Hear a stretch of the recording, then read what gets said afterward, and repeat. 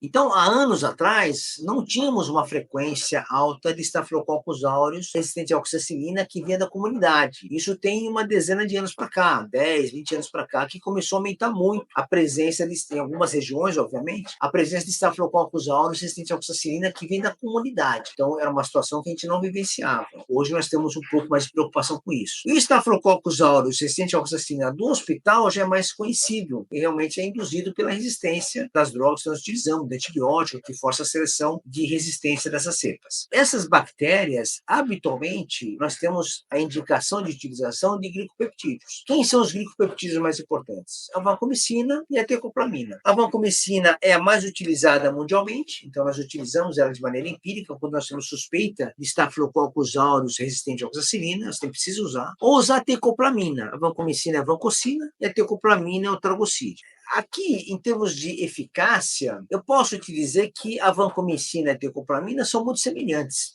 São irmãs quase, né? São glicopeptídeos. Mas a vancomicina é a droga que nós temos mais experiência no mundo inteiro em relação à utilização dessa medicação para os pacientes com infecção por estafilococcus resistentes, estafilococcus aureus, resistente à oxacilina. A tecoplamina tem um inconveniente. Alguns de vocês devem saber disso, mas a tecoplamina não foi liberada nos Estados Unidos pelo FDA, né? Então, isso é um fator limitador. Mas é utilizada muito nas Américas, no Brasil, é utilizada na Europa também, em alguns países, mas a gente utiliza bastante a tecoplamina no país e ela tem, de certo modo, uma eficácia bastante semelhante à vancomicina. Existem alguns estudos que mostram que para infecções mais agressivas, né, com sepsis, infecções de corrente sanguínea, relacionadas a catéter, é prudente você usar mais vancomicina do que tecoplamina. Mas, de maneira geral, a literatura não tem mostrado muito diferença, principalmente agora artigos mais recentes, mostrando que realmente essas duas drogas têm eficácia muito semelhante. Agora, nós temos outras drogas que têm uma utilidade para Staphylococcus aureus resistente à oxacilina. É o caso das oxazolidonas, o exemplo mais clássico é a linezolida,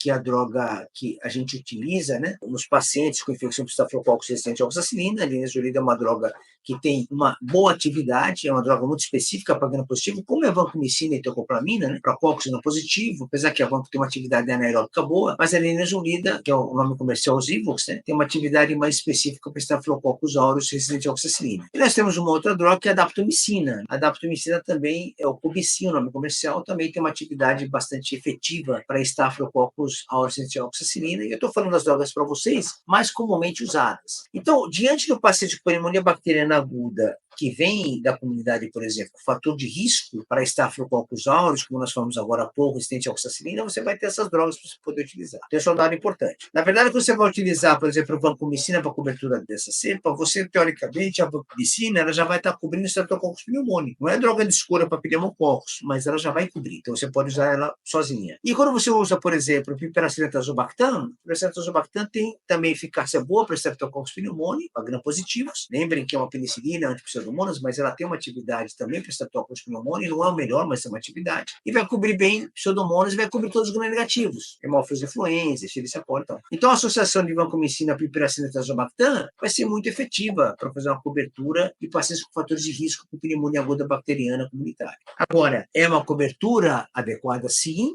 para o paciente de fator de risco, mas com prejuízo coletivo, porque se não tiver certo tratamento, você está dando um esquema antimicrobiano de amplo espectro, que induz resistência. Então, vai induzir cepas resistentes à vancomicina, como enterococos, por exemplo, o próprio Staphylococcus aureus, com tolerância ou até resistência à vancomicina, e a piperacillin-tazobactam vai induzir resistência de gram-negativos com beta-lactamase de espectro expandido, que aí a pipetase começa a perder sua eficácia. Você vai precisar usar carbapenêmicos para cobrir esses doentes. Entenderam isso? Então, é legal, é efetivo, é adequado, mas, por outro lado, você tem um prejuízo coletivo se não tiver adequado o tratamento, entendeu? Então, por isso que é importante você analisar de maneira correta, coerente, para ter uma indicação precisa de utilizar essas drogas.